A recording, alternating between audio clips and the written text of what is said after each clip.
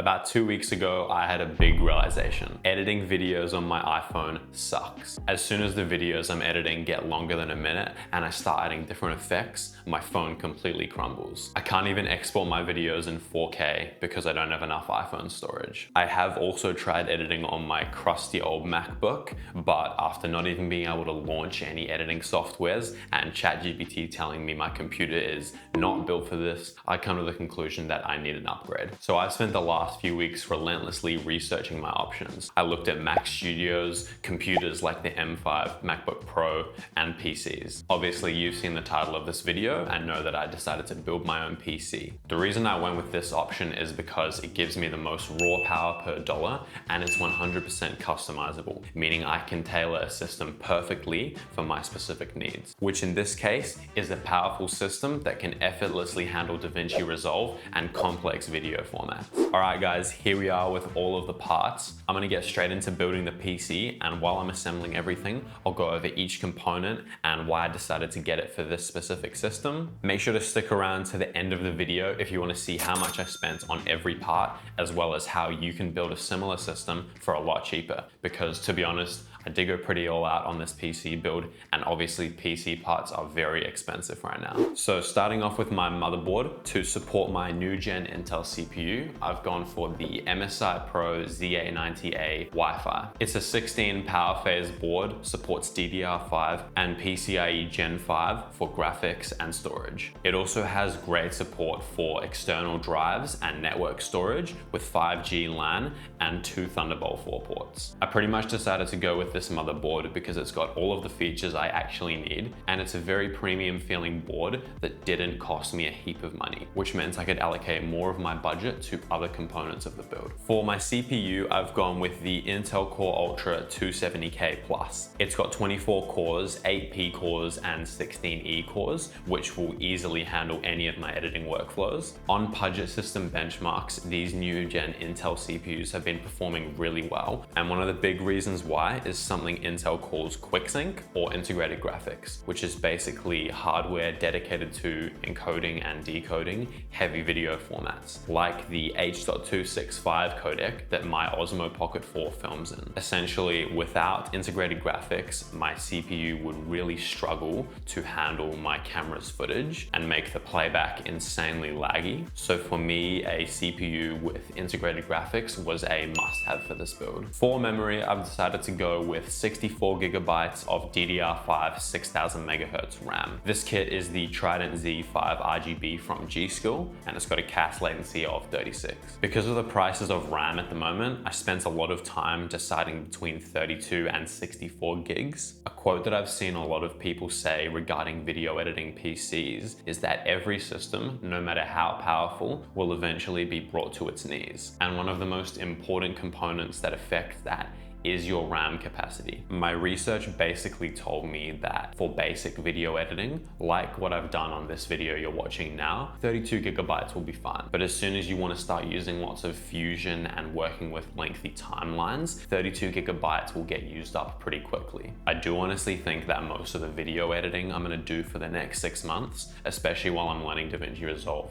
will be pretty basic, but that 64 gigabytes gives me a bit of headroom and future-proofing for when I inevitably do start working with longer timelines and using lots of fusion. Okay, for storage, I've gone with the 2TB Samsung 9100 Pro Gen 5 SSD. For me, this was a no-brainer. It's got insanely fast read and write speeds, which is really helpful for importing lots of footage, transferring large files, and working with big projects. I feel like this is just the SSD that everyone goes for, and for good reason. Obviously, Samsung is a very reputable brand. It's got insanely fast read and write speeds, as I mentioned, and it's actually not that much more expensive than the Gen 4 990 Pro. A lot of people online recommend 2 SSDs for video editing PCs, one for Windows and all your applications, and then another for your footage and projects. So this was something I strongly considered. I think to start off with, 2 terabytes will keep me going for a while, well. I've never had a video editing PC before, so I guess I will find out how quickly that fills up with footage and projects. The case that I have gone with is the Montech HSO1 Pro.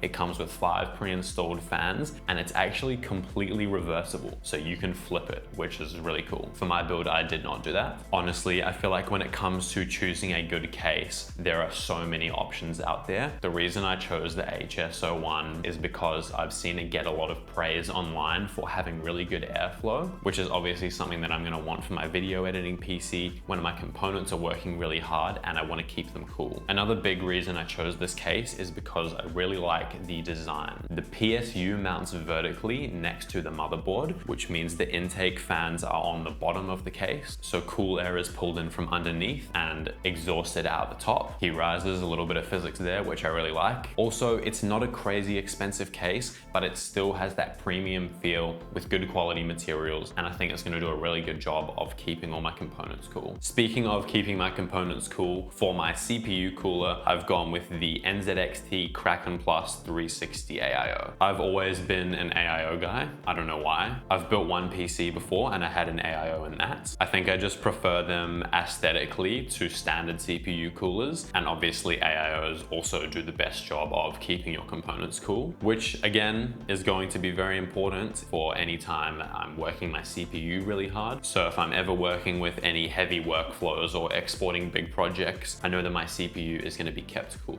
One other option I considered was the Arctic Liquid Freezer 3. It's one of the best value AIOs out there and often competes with some of the more expensive ones. Ultimately, I decided to go for the Kraken Plus because I feel like it has a really premium look, which I think will slot really nicely into my build. For power supply, I've gone with the Montech Century 2 1050 watts. One of the least exciting parts of any build, but also one of the most important. You never want to cheap out on a CPU, especially if you've spent a lot of money on your other components. The Montech Century 2 is ATX 3.1 and PCIe 5.1 ready. It's 1050 watts, which is honestly probably a little bit more than I actually need. When choosing a PSU, I also referred to this online PSU tier list, very reputable, called the SPL PSU Tier List. I'll link it down below. They've basically rated every PSU ever. The Montech Century 2 1050 watts is an A tier PSU, and for high-end systems, which mine is, you want an A tier PSU minimum to, again, protect your expensive components. And finally, we have the graphics card. I've decided to go for the powerful PNY RTX 5070 Ti OC. When choosing a graphics card, I looked at both AMD and NVIDIA, and while top GPUs from both brands perform really well in DaVinci, ultimately Resolve makes much better use of NVIDIA GPU's hardware for things like color grading, effects, AI, noise reduction, and playback, all essential things in video editing. Also, looking at Pudget System benchmarks for GPUs in DaVinci, the top 4 performing GPUs were all NVIDIA, so for me it was an obvious choice to go with an NVIDIA graphics card. So I was tossing up between 2 cards, the 5070 and the 5070 Ti,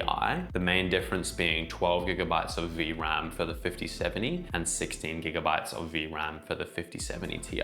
VRAM is very important for DaVinci Resolve because it handles image processing, fusion, and high-res timelines. For basic video editing, which again I've said a couple times throughout this video is mostly what I'm going to be doing to start off with, 12 gigabytes of VRAM will be fine. But as soon as I want to start doing lots of heavy fusion, that 12 gigabytes of VRAM is going to get maxed out. So the 16 gigabyte of VRAM option just gives me that headroom and future proofing, meaning that I won't have to upgrade my GPU. Last little thing was I also made sure to get an overclocked GPU so that I was getting the best performance straight out of the box. All right, here we are with the final build. I'm really happy with how it looks. I think all of the parts go together really nicely. I've actually been using my PC to edit this video you're watching right now, and I'll tell you how it's been performing so far. But first, let's look at the cost of each of my parts and the total cost of the build, as well as a few cheaper alternatives. Starting off with my motherboard, I spent $420. A cheaper option you can go for is the Gigabyte Aorus Elite for about $350, but it does have slower 2.5G network speeds. Apart from that, they're not super different boards. So if network speeds aren't going to be super important in your build, then this is definitely a part you can save a bit of money on. My my Intel Core Ultra 7 cost $520, I did opt for a more beefy CPU to handle those complex editing workflows, but for less than half the price, at around $225, you can get the Intel Core Ultra 5 with 14 cores, 6 P cores and 8 E cores, and a lower cache size, which equates to about 30% slower rendering, 25% slower encoding and exporting, and 10 to 15% slower playback and timeline scrubbing. For a budget-conscious PC and lighter 4K workflows, this is a great option. For my RAM, I spent $1,300. Unfortunately, RAM is just very expensive right now, so it's a part you're gonna have to spend a bit more money on. As I mentioned in this video, for less complex workflows, 32 gigabytes will be more than enough. And when comparing that to 64 gigabytes, which I've gone for, obviously that will cut the cost of your RAM in half. Another way you could save around $150 on RAM is by buying it as part of a bundle deal with parts like your motherboard and CPU. This is definitely an option I considered, but unfortunately I wasn't able to get the specific parts I wanted as part of a combo with my RAM. There are definitely good bundle deals out there. You just might have to be flexible with the parts that you get. For my storage, I spent $700. Unfortunately, this is another part that's just very expensive right now. 2 terabytes is a really good baseline for video editing PCs. I think with 1 terabyte, you will run out of storage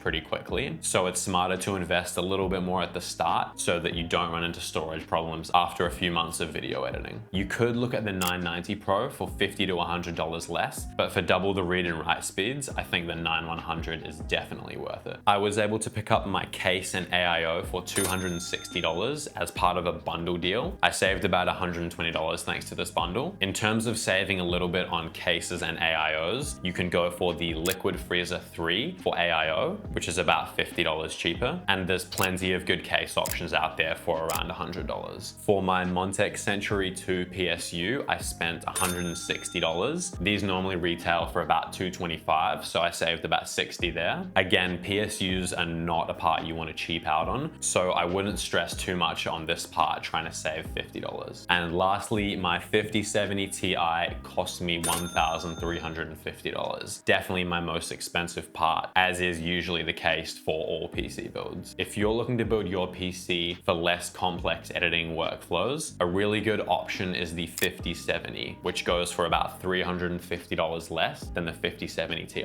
And when it comes to those less complex workflows, the 5070 and 5070 Ti actually perform pretty similarly. All right, so adding the price of all of my parts together, the total cost for this build was $4,670. It is definitely a lot of money to spend on a PC I won't even be getting the most out of until I really start utilizing lots of Fusion and all those other heavy video effects. But as I mentioned a few times throughout this video, this was an intentional decision to go for an initially overkill and future-proof PC, because it means that the only components in my build I'm ever gonna have to upgrade is my storage and potentially my RAM. My storage, not for another year or two, depending on how many projects I make. My RAM, maybe not ever, potentially if it starts struggling with really complex workflows, but we'll see how we go. So the big question is, how is this PC performing so far in DaVinci Resolve? Well, as I mentioned, I am editing this video you're watching now using it, and so far it has handled this first editing workflow absolutely fine, as I expected. The playback is flawless, there's no lag. I'm really happy with how it's performing so far. Again, I'm not using any crazy Fusion or video effects, so I haven't pushed the PC to its limits yet. I will make an update on the PC on how it's performing in DaVinci after a few months of use, when I am starting to really utilize my parts a bit better. So there you have it. Hopefully, if you're looking to build your first video editing PC, this video helped you out in some way. Thank you for watching, and I'll see you in the next one.